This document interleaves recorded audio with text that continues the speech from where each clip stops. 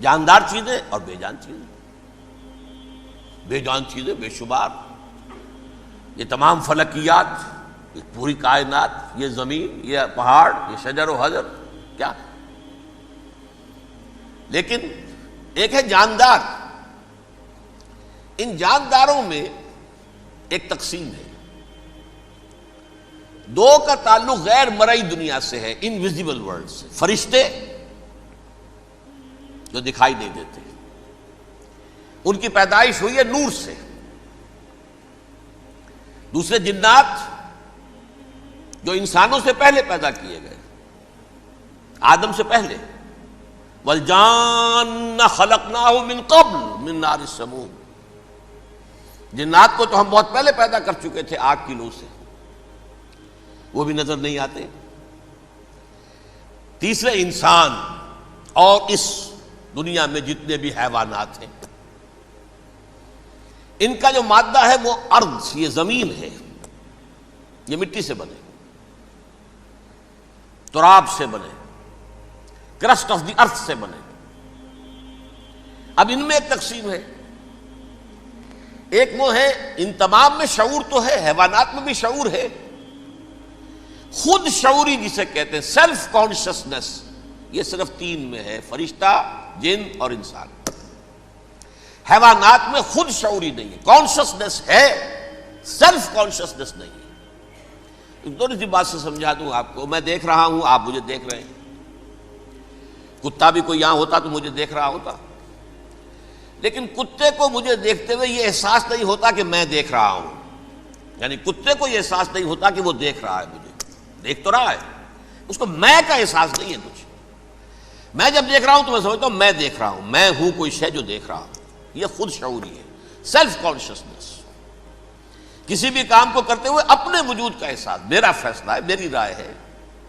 یہ ہے در حقیقت سیلف کانشسنس، انا، سیلف، خودی. یہ حیوانات میں نہیں ہے، یہ ہے صرف ملائکہ، جنات اور انسان. اب یہاں مسئلہ پڑ گیا، بڑا پرپیچ مسئلہ.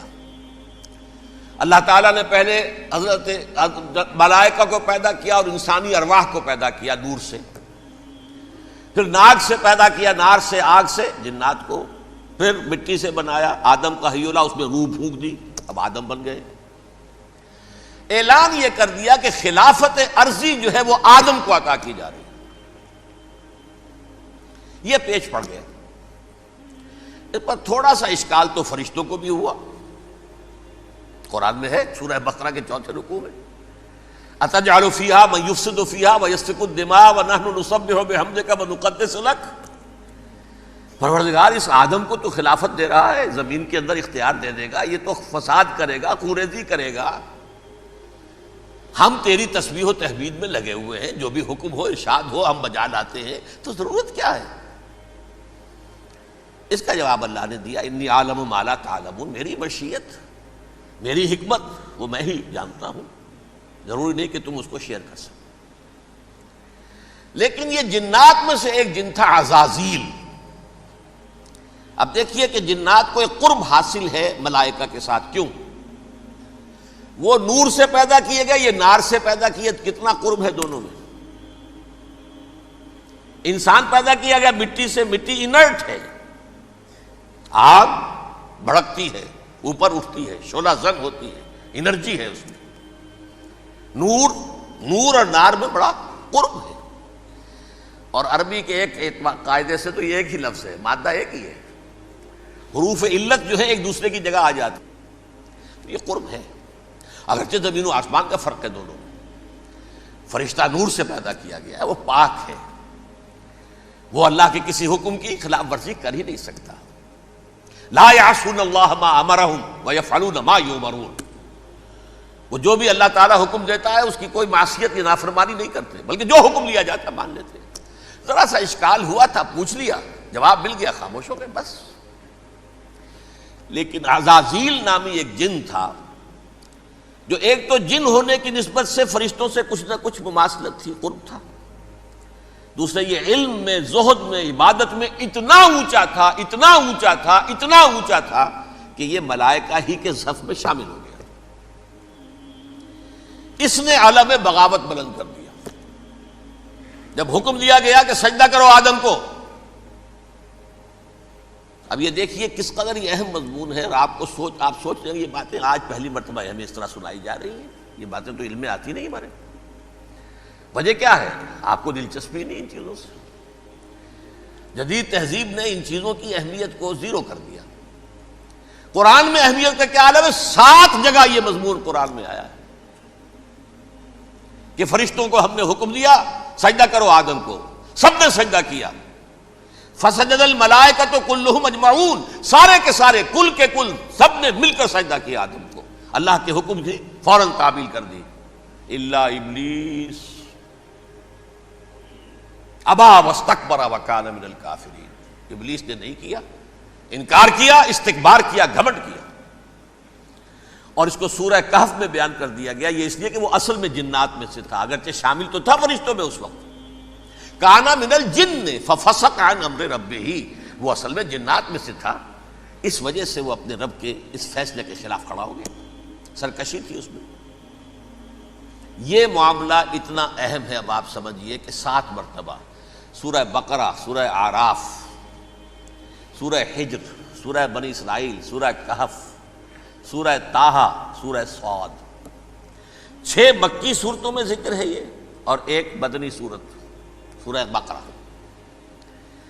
ان میں سے اکثر مقامات پر پھر جب اللہ نے کہا کہ اچھا تم نے یہ سرکشی کی ہے اور ہمارے حکم کی خلاف ورزی کی ہے تو یہاں سے نکل جاؤ، دفع ہو جاؤ، تم مردود ہو، مردود ملعون، ان علیک لعنتی الی یوم الدین، اب تجھ پر لعنت رہے گی میری قیامت کے دن۔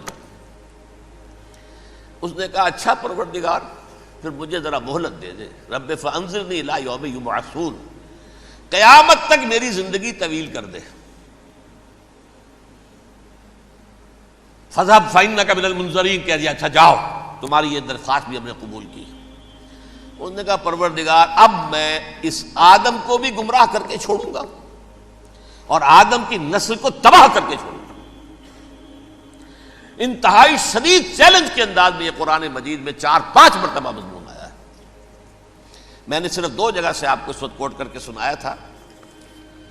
سورہ اعراف میں اللہ تعالیٰ فرماتے ہیں قالا، اس پر ابلیس نے کہا فبما اغویتنی، تو اے رب جو تو نے مجھے گمراہ کیا ہے، مجھے ذلیل کر دیا، مجھ پر فوقیت دے دی، اس کو انا خیر منہ، میں اس سے بہتر ہوں، خلقتنی من نار وخلقتہ من طین، بنایا تو نے مجھے آگ سے اور اس کو بنایا مٹی سے، پھر مجھ سے مطالبہ کہ میں سجدہ کروں، اور میں نے سجدہ نہیں کیا تو اب تو نے مجھے ملعون قرار دے دیا۔ قال فبما اغویتنی لأقعدن لهم صراطک المستقیم، اب میں یہ نسل آدم کے لیے، اس کو برباد کرنے کے لیے تیری سیدھی راہ کے اوپر گھات میں بیٹھوں گا، سیدھے راستے پر چلنے نہیں دوں گا۔ ثم لآتینہم من بین ایدیہم، پھر میں ان پر حملہ آور ہوں گا، ان کے سامنے سے بھی، ومن خلفہم، ان کے پیچھے سے بھی، وعن ایمانہم، ان کے داہنی جانب سے بھی، وعن شمائلہم، اور ان کے بائیں جانب سے بھی، ولا تجد اکثرہم شاکرین، اور تو دیکھے گا کہ ان کی اکثریت تیری شکر گزار بندوں پر مشتمل نہیں ہوگی۔ یہ چیلنج تھا۔ اور ایک چھوٹا سا چیلنج جو سورہ صاد میں آیا ہے، اور یہاں تو اس نے اللہ کے جلال کی قسم کھا کر کہا قال فبعزتک لأغوینہم اجمعین، اے رب تیری عزت، تیرے جلال کی قسم ہے میں ان سب کو گمراہ کر کے چھوڑوں گا، الا عبادک منہم المخلصین، سوائے ان میں سے وہ کچھ لوگ جنہیں تو خالص اپنا بندہ بنا لے، جنہیں تو اپنا بندہ بنا لے، مخلص، مخلص نہیں، مخلص یہ مفعول ہے، فاعل نہیں ہے، جسے تو بنا لے۔ بعض لوگوں کو اللہ چن لیتا ہے، هو اجتباکم، تمہیں چن لیا ہے، استفاء، اجتباء، بس وہ بچیں گے جن کو تو اپنی خاص امان میں لے لے گا، باقی میں سب کو گمراہ کر کے چھوڑوں گا۔ یہ ہے اصل دنیا میں نوع انسانی کا ابدی دشمن، ازلی سے ابد